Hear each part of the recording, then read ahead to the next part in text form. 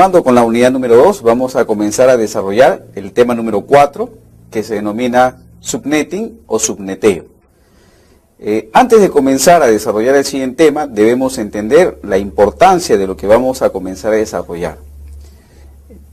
Hemos hablado que las direcciones IP se dividen en clases y estas clases van a determinar cuántas computadoras se pueden permitir conectar dentro de una red. Y además van a permitir también establecer dentro de esa red cuántas subredes podemos crear. Esto va a permitir que cuando nosotros diseñemos una red podamos establecer no solamente en sí la red como un solo camino de entrada y salida de la información, sino además va a permitir que nuestra red pueda tener caminos alternos. Para entender un poquito el subneteo podemos aplicar o explicarlo con un ejemplo diario de nuestra vida cotidiana. Cuando nosotros queremos desplazarnos de un lugar a otro, de un punto origen a un punto destino, lo primero que nos preguntamos es por cuál camino deberíamos ir. Y establecemos distintas mediciones de cuál sería el mejor camino para llegar de un lugar a otro. Podemos tener en cuenta, por ejemplo, qué tan lejos nos pueda significar ir por una determinada ruta en función de la distancia. O podemos establecer también qué ruta es mejor que otra en función de cómo consideramos que pueda estar el tráfico en un determinado momento. O podemos establecer si una ruta es mejor que otra dependiendo también de cuántos vehículos me puedan llevar a ese punto en un determinado lugar. En las redes, cuando nosotros queremos establecer conexiones entre equipos de red, como vienen a ser los routers, necesitamos también establecer ciertos criterios, ciertos parámetros de cómo nosotros podemos llegar de un lugar a otro. Pero si nuestra red no está subneteada, si nuestra red no está segmentada, no está dividida, entonces no podemos tener esos caminos alternos. Es como si nosotros, para ir de un lugar a otro, siempre contáramos con la misma ruta. Si en esa ruta pudiera suceder algún inconveniente, no habría forma de que pudiéramos llegar a nuestro destino. Ese es el motivo por el cual este tema de subneteo resulta ser muy importante en el desarrollo de un curso de redes. Pero vamos a precisar en realidad qué cosa es el subneteo. Nosotros hemos hablado de que dentro de las redes, según la RFC 791, se pueden dividir las redes en tres categorías. Redes grandes, redes medianas o redes muy pequeñas. Las redes grandes están definidas en la clase A. Las redes medianas en la clase B. Y las redes pequeñas en la clase C. ¿Qué significa que nosotros podamos hacer que nuestra red pueda dividirse a su vez en partes más pequeñas? Cada parte que nosotros usamos dentro de esta red clase A, clase B o clase C se le conoce con el nombre de subred. O el término que usamos para definir cuáles son estos valores que vamos a usar se conoce con el nombre de subneteo. Entonces, nosotros debemos recordar que en lo que hemos tratado las clases anteriores, nuestra dirección IP contaba con una cantidad de bits identificados para lo que vienen a ser las redes, que se representaban con unos, otro grupo de bits que se usaban para representar la cantidad de hosts cuyos valores binarios deberían ser ceros, pero al tener subneteo debemos agregar unos bits más dentro de la longitud de 32 bits que tiene el IP versión 4, debemos agregar unos bits que van a ser los bits que van a definir los valores de la subred. Significa entonces que nuestra dirección IP bajo este criterio ya no tiene dos bloques, sino tiene tres. El primer bloque, que representa al ID de la red. El segundo bloque que representa al ID de la subred. Y el tercer bloque que representa al ID de host. ¿Cómo se determina cuántas subredes o cuántos bits debemos usar para crear las subredes? En realidad, nosotros podemos diseñar una red en función de las necesidades de cada empresa.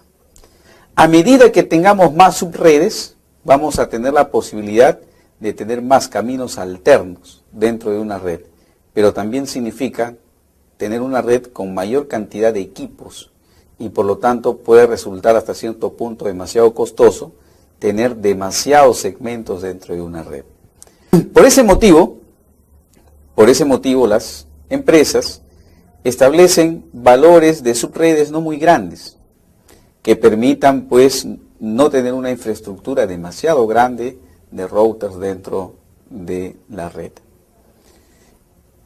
Para poder determinar cuántas subredes podemos crear, se define un concepto que va a resultar posiblemente gracioso, que se denominan los bits robados. ¿Qué significan los bits robados?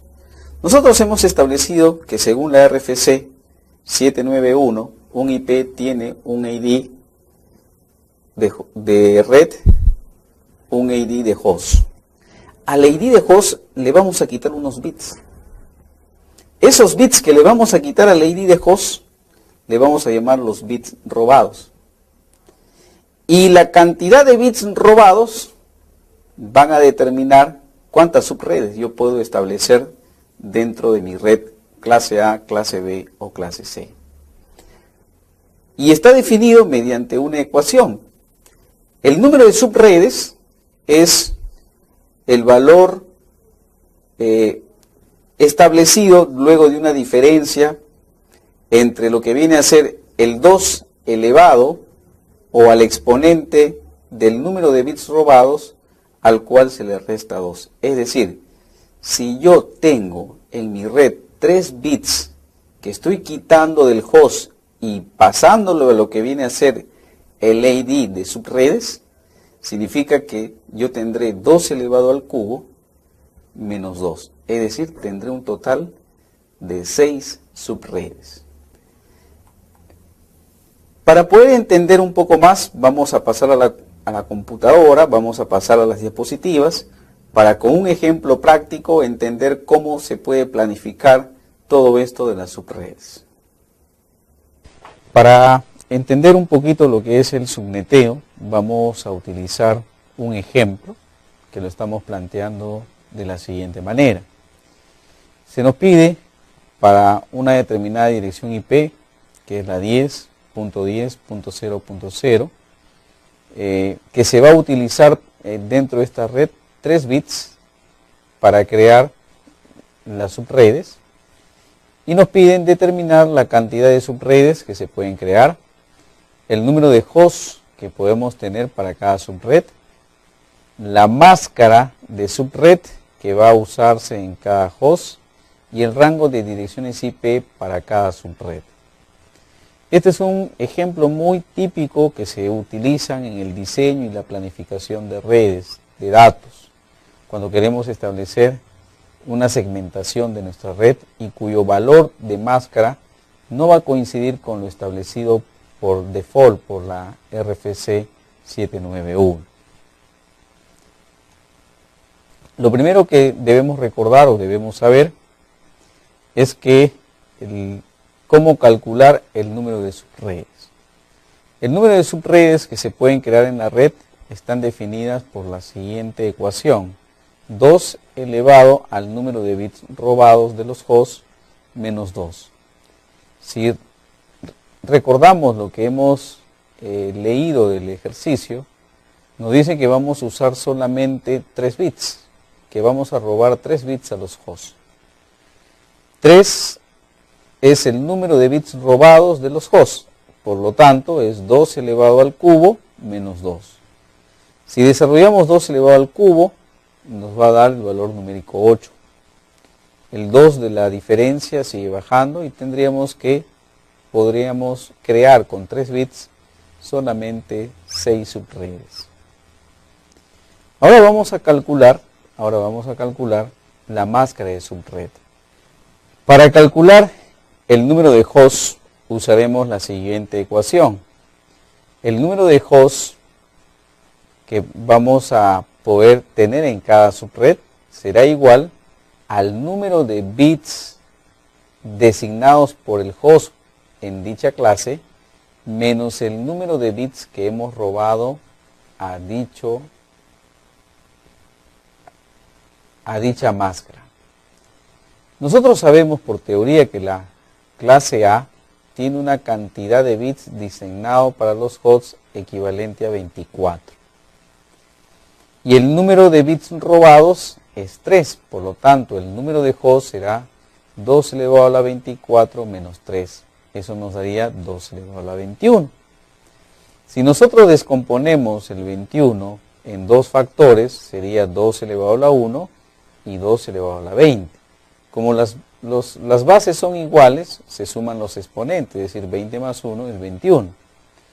Pero hemos hecho esto para calcular por separado. 2 elevado a la 1 es 2 y 2 elevado a la 20 nos da aproximadamente 1.000.000. Significa que nuestra red podría tener 2 millones de PCs creando dentro de 6 subredes. Cada una de las 6 subredes tendría 2 millones de hosts o 2 millones de PCs. Para calcular lo que viene a ser la máscara de subred, debemos recordar que la máscara de subred por default es 255.0.0.0.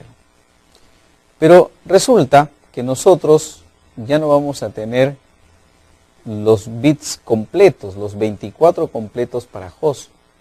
Los recuadros representan a cada octeto de la máscara de subred. El primer octeto será 255 porque es el octeto de red. Todos los bits que serán usados por el host están acá teñidos de color amarillo y serán reemplazados por el número 1. El resto de hosts serán ceros. Significa que acá tenemos 8 bits en 0, acá tenemos 8 bits en 0 y acá tenemos 5 bits en 0 y 3 bits en 1. Si nosotros descomponemos esto, obtendríamos lo que hemos estado analizando desde los temas anteriores. Hacemos la descomposición polinómica y obtenemos que los valores de 1 caerían en estos valores significativos del polinomio: 128, 64 y 32. Si nosotros sumamos estos valores, porque son los 3 únicos valores en 1, obtendríamos que el valor resultante sería 224. Significa, entonces, si volvemos a la figura anterior, que este valor, que ya indicamos hace un momento que iba a ser 255, lo ubicamos de una vez. El segundo octeto, con los 3 bits en 1 y los 5 bits en 0, nos da 224. El tercer octeto está todo en 0, por lo tanto el resultado es 0. Y el cuarto octeto está todo en 0, por lo tanto el resultado es 0. Significa que la máscara de subred que teníamos por default, para nuestro ejemplo, debería ser cambiado en cada host. La pregunta que nosotros nos hacemos es la siguiente: si nosotros configuramos un IP en el rango que hemos establecido y lo modificamos, ¿el sistema operativo lo aceptará? A ver, vamos a verificarlo de manera más práctica para que ustedes me entiendan. Yo voy acá a donde está mi conexión de red, hago un clic derecho, abrir, Voy a cambiar la configuración del adaptador y acá tengo las tarjetas que tengo conectadas. Hago un clic derecho propiedades sobre dicha tarjeta. Voy al IP versión 4, al cual hago doble clic. Y voy a poner la dirección IP que a mí me están pidiendo. Es la 10.10.0.0. Si yo hago un clic acá, automáticamente la máscara de subred por default, sin que yo modifique absolutamente nada, sería la 255.0.0.0. Pero si yo quiero restringir mis hosts, le pongo 224. Esto significaría entonces que la máscara se puede modificar para establecer una segmentación. Si yo hago esto, significa que mi red está segmentada. Significa que ya no estoy permitiendo conectar la cantidad de 16 millones de hosts acá, sino estoy permitiendo conectar tan solo 2 millones divididas en 6 subredes. Esta demostración práctica que acabamos de hacer, lo vemos ratificada en este ejercicio. Para calcular o determinar la variación de subredes dentro del ejercicio, establecemos este valor. Cada octeto puede tomar 256 valores, pero según lo que hemos establecido en el ejercicio anterior, nuestra subred es 224. Por lo tanto, ese valor lo resto de 256, significa que el resultado es 32. Este resultado que estamos obteniendo es el rango de variación para cada subred y esto nos va a permitir llenar lo que viene a ser nuestros rangos de IPs. Para establecer la dirección IP inicial y final dentro de esta tabla de cada subred, debemos recordar siempre que la primera posición de la primera subred será tomada por la dirección IP que nosotros hemos establecido. Si nosotros sumamos el valor 32 en las posiciones verticales, obtendremos la separación entre cada dirección IP inicial. Si yo le sumo al valor de 10 32, me da 42 y obtendría el valor inicial de la segunda subred. Si yo a 42 le sumo 32, obtendré el valor de 74 y sería la posición inicial de la tercera subred. Para obtener el valor de la cuarta subred, al valor de 74 le tengo que sumar 32, eso me da 106. Si quiero obtener el valor inicial de la dirección IP número 5 de la máscara de subred, de la subred número 5, le sumo a 106.32 y me da 138. Si quiero obtener la dirección IP de la subred número 6, le sumo 32 y eso me da 170. El resto de octetos tomarán el valor 0, como se muestra en esta tabla. Para establecer la dirección final, no sumo 32, sumo 31. Si le sumo 31 al valor de 10, me da 41. Pero esta vez ya no llenaré los octetos con los valores ceros, sino con los valores 55. 255. De tal manera que 10, que representa la red, no se modifica. El segundo octeto, que representa los hosts, se modifica y se le suma 31, me da 41. Todos los demás valores se suman con 55. Si a 42 le sumo 31, me da 73. Todos los demás octetos se llena con el valor 255. De esta manera nosotros podemos obtener el rango inicial y final de las direcciones IP.